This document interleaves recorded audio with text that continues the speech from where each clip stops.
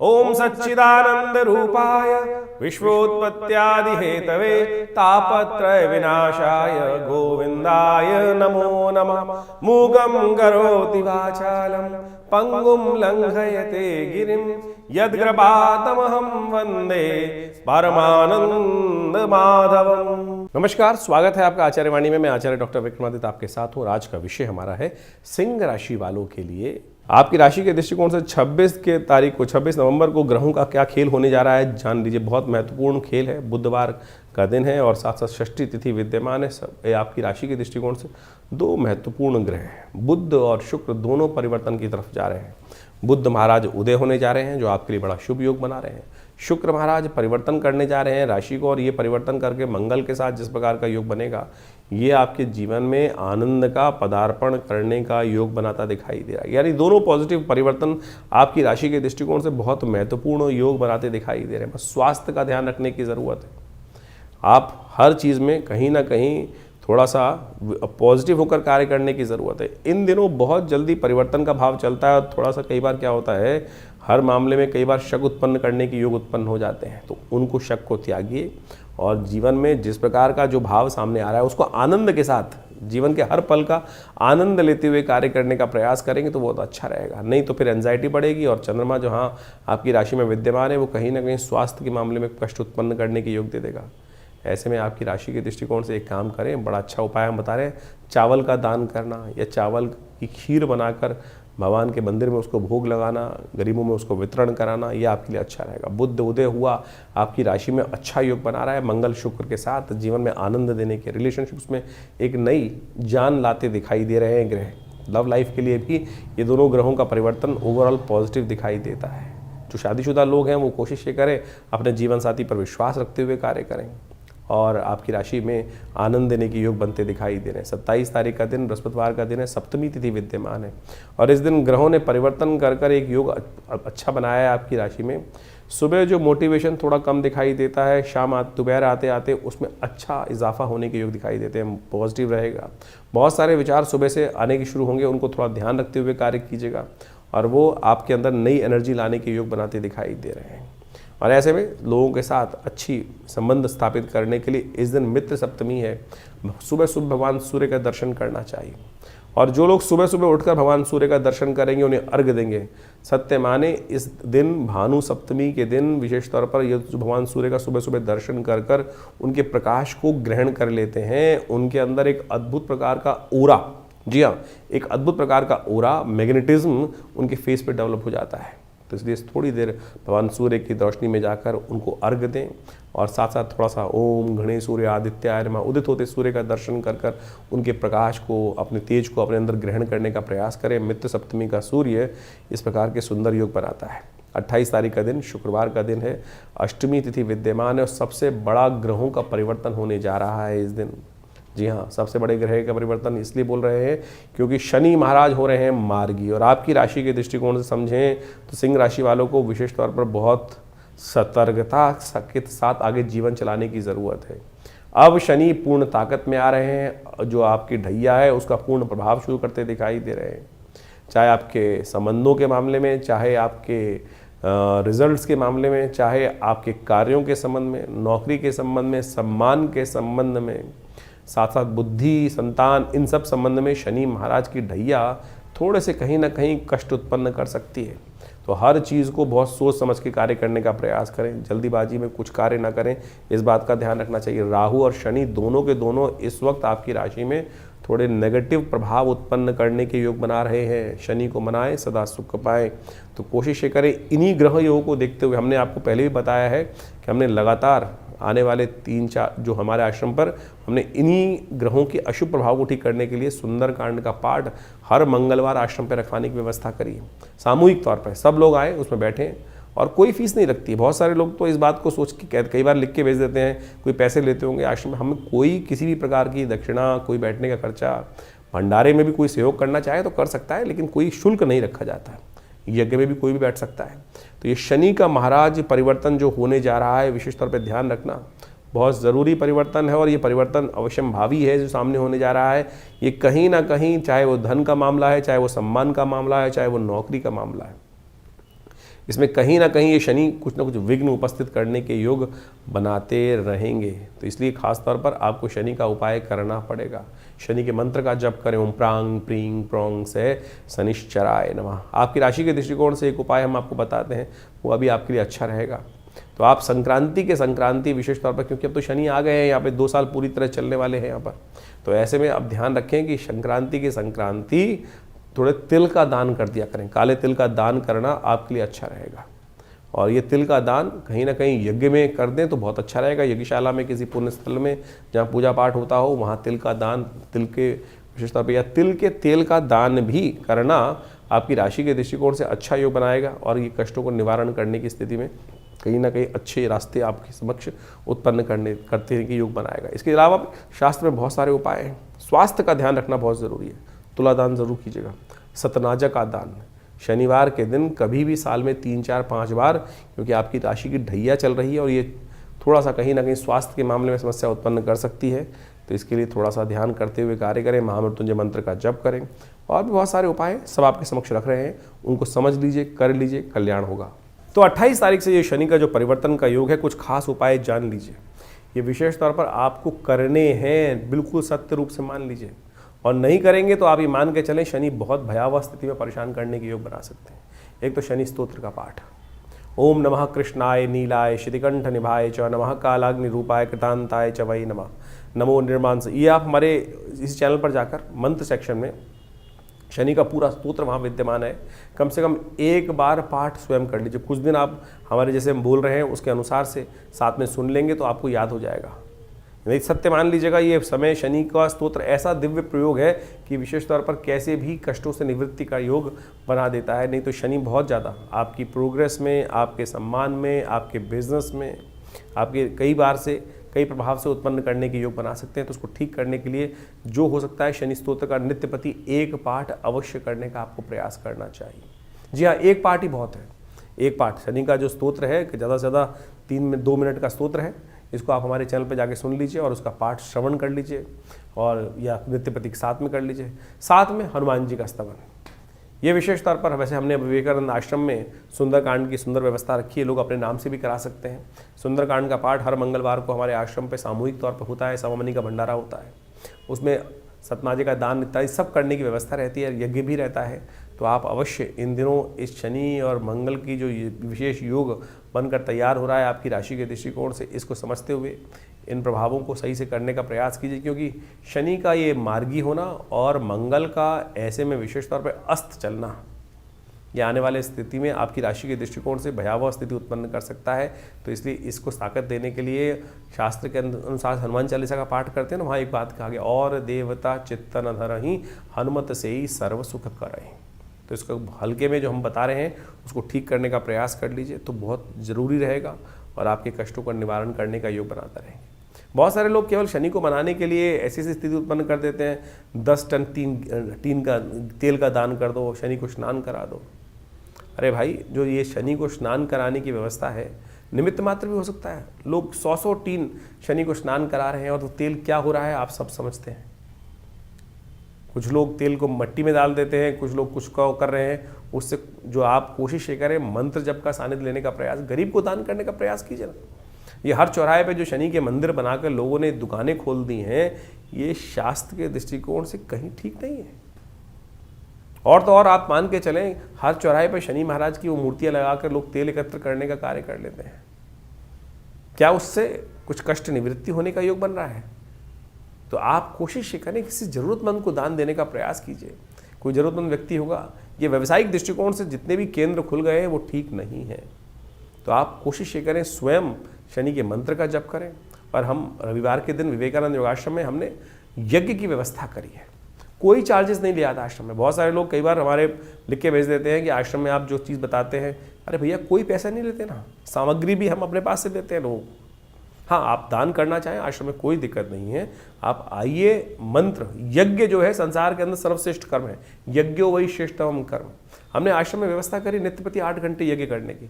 रविवार के दिन उस सामूहिक यज्ञ में सब लोग बैठ सकते हैं। हम शनि के दिव्य स्तोत्र का पाठ, शनि के बीज मंत्र का पाठ सब कराते हैं। जो आप आहुति देते हैं वो वास्तविक तौर पे दान है, समर्पण है, जो आप परमात्मा के श्री चरणों में करते हैं। अग्नि ही माध्यम है जो आपकी आहुति को देवता तक पहुंचाती है। तो आप कोशिश ये करें, फिर शास्त्र के दृष्टिकोण से, विधि के अनुसार से करें ना। तो आप मंत्रों से, यज्ञों से, आहुति से परमात्मा को प्रसन्न करने का प्रयास करें, और यही एक वास्तविक कर्म है। और इसको सानिध्य लेंगे परमात्मा की कृपा से, आपके शनि का नेगेटिव प्रभाव अवश्य दूर होने का रास्ता बन जाएगा। तो इसको अवश्य हम सादर आमंत्रित करते हैं। और आप उस रविवार को विवेकानंद योगाश्रम लक्ष्मी नगर में, दिल्ली में, यज्ञ सुबह 8 बजे से शुरू होता है और करीब करीब 10 बजे तक चलता है। तो आप आइए हर रविवार को, क्योंकि ये आने वाला समय भयावह है आपकी राशि के दृष्टिकोण से, जो हमें समझ में आ रहा है। इसको ठीक करने के लिए आपको कुछ खास उपाय जो बता रहे हैं वो अवश्य करने का प्रयास करना चाहिए, तो आपके लिए अच्छा रहेगा। और ये शनि का नेगेटिव प्रभाव आपको कहीं ना कहीं बचने का रास्ता अवश्य देगा। तो इन सब चीज़ों को अवश्य करने का प्रयास कीजिए। तो सिंह राशि वालों, 29 तारीख का दिन आपकी राशि के दृष्टिकोण से कैसा योग बना रहा है जान लीजिए। शनिवार का अवसर ही है और 9वीं तिथि विद्यमान है। इस दिन ग्रहों की परिवर्तन की एक जो श्रृंखला है वो लगातार चली रही है। चंद्रमा परिवर्तन की तरफ जाने वाले हैं इस दिन, जो आपकी राशि के दृष्टिकोण से बड़े शुभ योग बनाने की स्थिति उत्पन्न कर सकते हैं। चाहे वो शनि के साथ जाके विराजमान हो जाएंगे, लेकिन सत्य माने ये कहीं ना कहीं आपके लिए शुभ ही होगा, अशुभ नहीं होगा। इसके साथ साथ बुध का मार्गी होना भी आपकी राशि के दृष्टिकोण से बड़ा ही एक शुभ योग बनाता दिखाई दे रहा है। ये दोनों के दोनों परिवर्तन जो है ये कहीं ना कहीं आपके लिए पॉजिटिव रास्ते चुनते दिखाई दे रहे हैं। लेकिन शनिवार का दिन है और शनि महाराज मार्गी हो चुके हैं, तो ऐसे में भूलिएगा मत, कुछ शनि का उपाय अवश्य करने का प्रयास करें। एक उपाय अवश्य करें, हनुमान जी का संबंध बहुत सुंदर तरीके से शनि के साथ है ही। और इन दिनों आपकी राशि में जहाँ पर मंगल का योग चल रहा है, शुक्र के साथ योग बना हुआ है, तो अच्छा होगा कि आप हनुमान जी, लाल लंगोटे वाले का विशेष तौर पर ध्यान रखने का प्रयास करें। हनुमान जी का सुंदर स्तवन, हनुमान जी के मंदिर में जाकर बूंदी का भोग, हनुमान जी के मंदिर में जाकर पान का जो भोग उनको लगाने का प्रयास करें। पान का भोग लगाकर साथ साथ लाल बत्ती का दिया लेकर हनुमान जी की आरती, ओम हंग हनुमतये नमः, ओम हंग हनुमतये नमः, इस मंत्र का यथाउचित भाव से कम 108 बार हनुमान जी के मंदिर में जप करें। हनुमान जी कृपा से शनि का जो साइड इफेक्ट है कहीं ना कहीं जो है जीवन में कष्ट देने का, ये विशेष तौर पर कहीं ना कहीं कुछ ना कुछ रास्ता आपके लिए दे सकता है। बाकी सब ग्रहों का परिवर्तन शुभ होने जा रहा है। गजकेसरी योग लाभ के रास्ते आपके लिए खुलते दिखाई दे रहा है। 30 तारीख का दिन रविवार का अवसर है।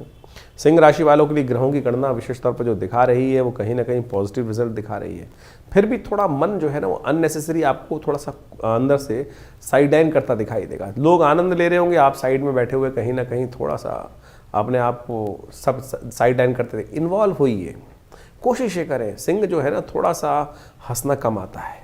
सिंह जो होता है बड़ा सीरियस माना जाता है। चाहकर भी ये लोग हंसने के लिए, प्रयास करने के लिए भी बहुत मेहनत करनी पड़ती है। प्रयास करके भी मेहनत होती है ना जब, इसलिए कोशिश ये करें अपने नेचर को थोड़ा परिवर्तन करने का प्रयास करें। इन दिनों ग्रह जो हैं वो आपको थोड़ा सा क्या कर रहे हैं, साइड लाइन करते दिखाई दे रहे हैं।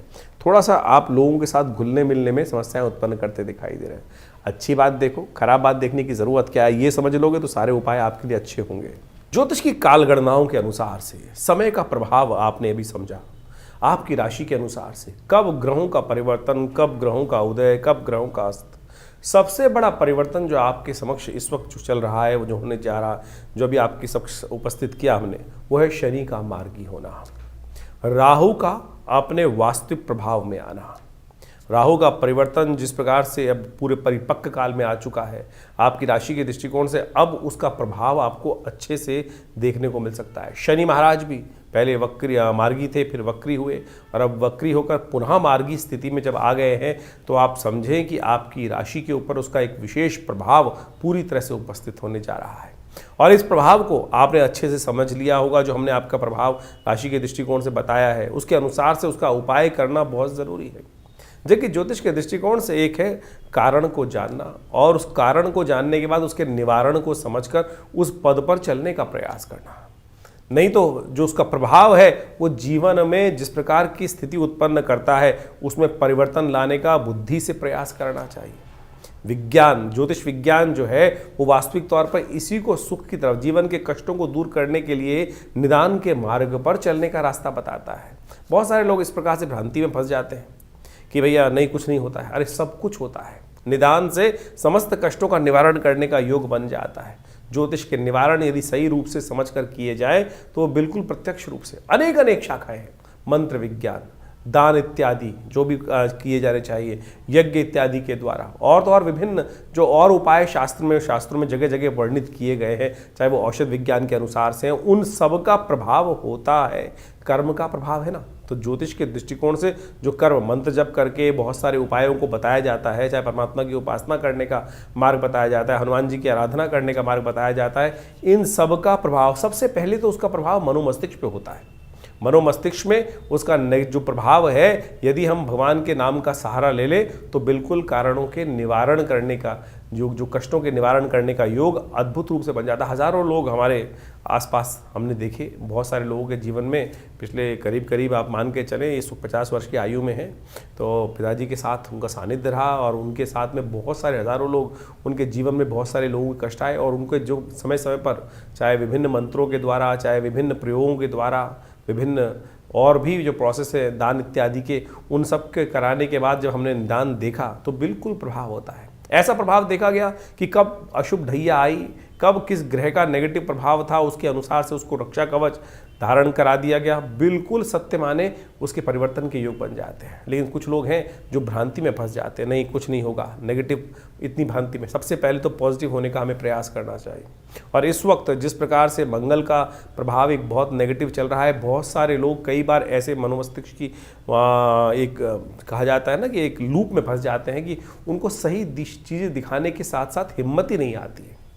ऐसा कोई रास्ता नहीं है जिसका कोई कष्ट नहीं है, जिसका निवारण ना हो। सकल पदार्थ है जग माही, कर्महीन पुरुष पावत नाही। इस बात को हमको समझना चाहिए। कर्म यदि किया जाए सही दिशा में तो बिल्कुल परिवर्तन का मार्ग बन जाता है। और इसके लिए ही बहुत सारी चीज़ें हैं।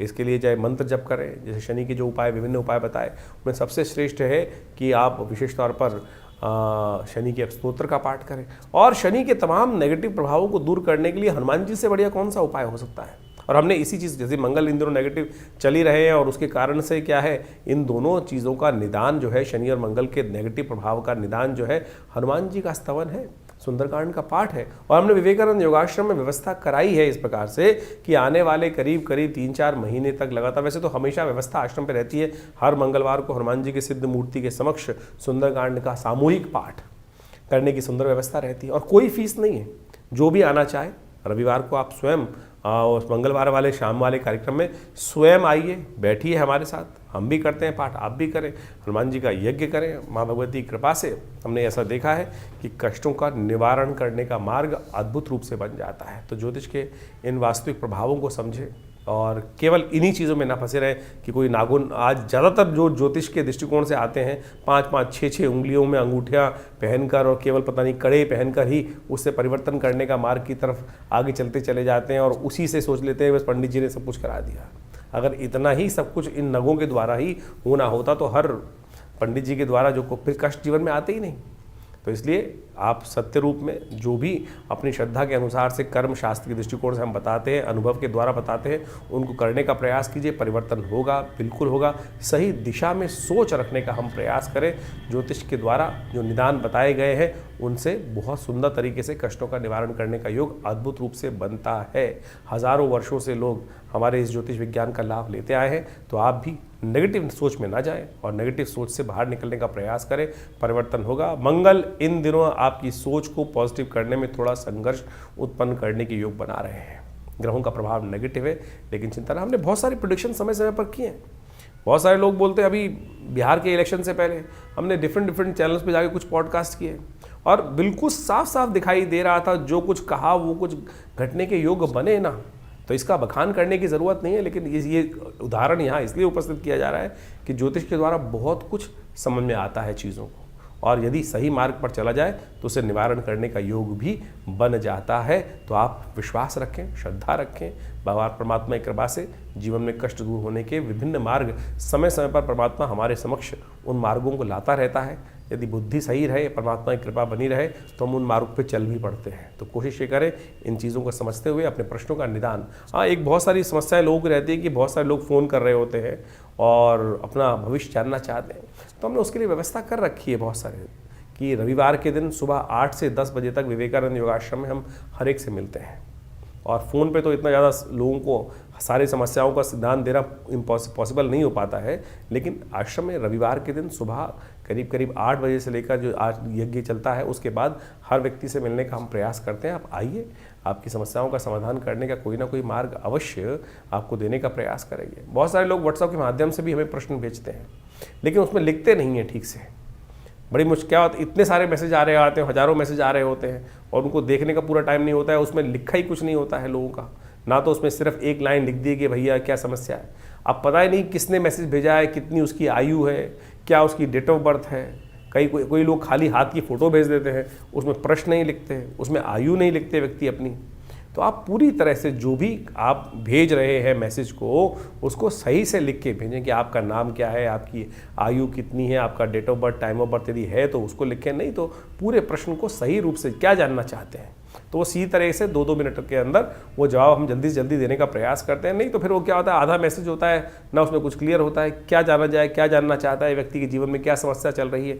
तो उसको सही से लिख के भेजेंगे तो तुरंत आपका जवाब अवश्य आएगा और आपके प्रश्नों का समाधान देने के भी रास्ते हम अवश्य कुछ ना कुछ देने का प्रयास कर रहे हैं।